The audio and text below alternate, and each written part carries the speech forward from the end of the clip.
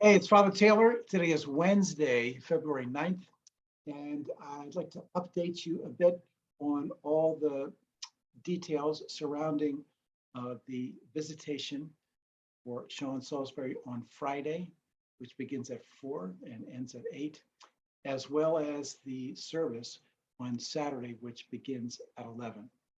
First of all, Friday and volunteers. Thank you for all of you who have already contacted the office and signed up to volunteers. Very, very much appreciated. And thank you for really showing yourself to be the Trinity family. Right now, if we need help, it's largely from 6 to 8 on a Friday evening. So we need a couple of people simply to say, hey, look, I'll cover 6 to 8, and that would be very helpful. Now, let me tell you something about Friday and just coming. We expect in the building over that period of time between 250 and 300 people. So if you are sensitive to issues of COVID and COVID transmission, I'm going to ask you to be extremely careful about your visiting. It will be easier because you'll be able to move through the building and you won't be in one place at one time.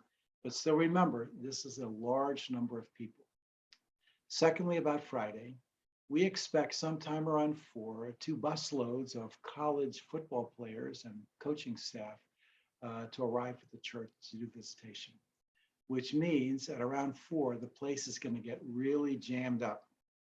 So you might want to think about coming later. That would be the better way to go. Otherwise, you're going to have a long wait. So think about time. So I'm just giving you a heads up about that.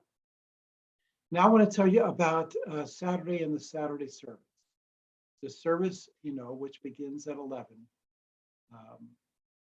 We are expecting currently, just from people who are friends and family of the Salisburys, about 150, 160 people who would like to come to the service. If you toss in church people and Emmaus people, we're talking several hundred people would like to come to the service. Now, here's the issue. Our church sanctuary, the largest service I've ever witnessed there, and that was when we had chairs in the aisles and we had standing room only.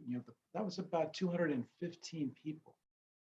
The church itself is really designed with those pews for about comfortably 130 people. That's with people in every pew. And if you go shoulder to shoulder, that's where you start to get at about 160 people. You're pretty much shoulder to shoulder. Now, we're also going to have an overflow room where we stream the service live, and that's about 50, 60 chairs jammed into the upper hall.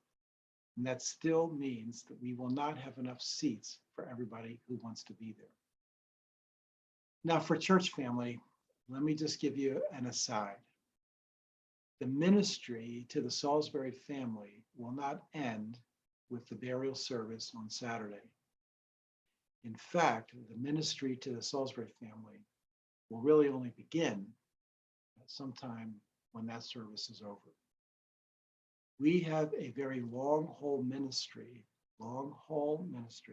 as that church family to support the Salisburys. And there were going to be lots of opportunities to be able to provide support.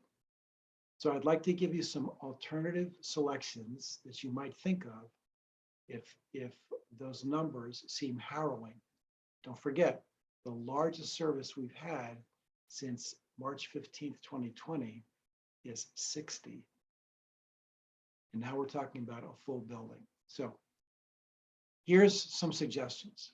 One, you could come to the cemetery, Salisbury Cemetery. Service is at 11. Call that, by the time everybody gets there, 12:30 over there at Salisbury Cemetery. The numbers of people that can go to Salisbury Cemetery are virtually unlimited. Just be careful of your parking so that you leave room for the family and the funeral home folks. but you could go and spread out and be there and see the family in person and have them see you at the cemetery. Secondly, which has been the custom here since COVID, is that you can also come and you can be part of the service on your phone on Facebook, but you can assemble out front, right out front of the green, so that when the family leaves the building, it's very powerful when they come out because everyone else is still behind them. But when they come out and there's a bunch of people there who are there simply, nodding their heads and giving a wave and praying for them, that's a very powerful ministry of presence. So you can go to the cemetery, you can go to the front yard of the church and be there at the end of the service and to be very encouraging. And you can be praying for us, which is what we all really need, God's intervention, people shielding us and begging God's Spirit to minister to this family. You can do that by watching the service on Facebook. So what I'm saying is there's lots of access to the service. There's opportunities to minister to the family the day of at a distance. And there's a long, when all this fades for most people in 2 weeks, that's when the church family really is going to be called upon to be the ministers there. So I'm just putting those out there because if everybody who says they love when we want to be there for the family, if they all come, we will have to turn people away, even with an overflow room. So again, be careful. This is not, we have been very cautious and conservative around COVID, but we are not holding those same protocols to the degree that we've had. There will not be a lot of safe distancing like you expect in the church on Saturday. So I want to get that out there. You may want to make an alternative plan. You could gather with another group or some other people, at safe distances and watch the stream together and be present. You can write cards to the family. You can do all kinds of things. But I just want to give that. So Friday, 250, 300 people coming. At 4 o'clock, it's going to get very crowded. So look to later in the day.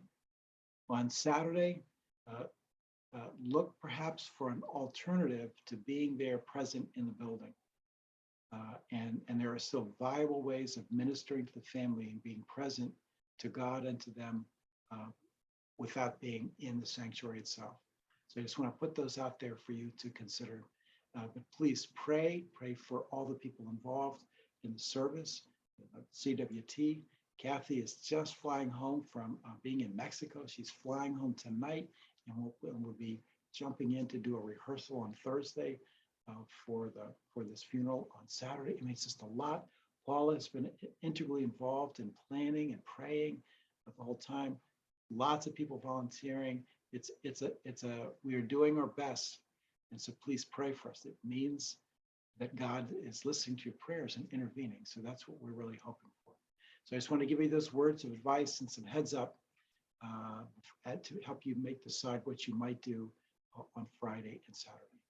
Thanks.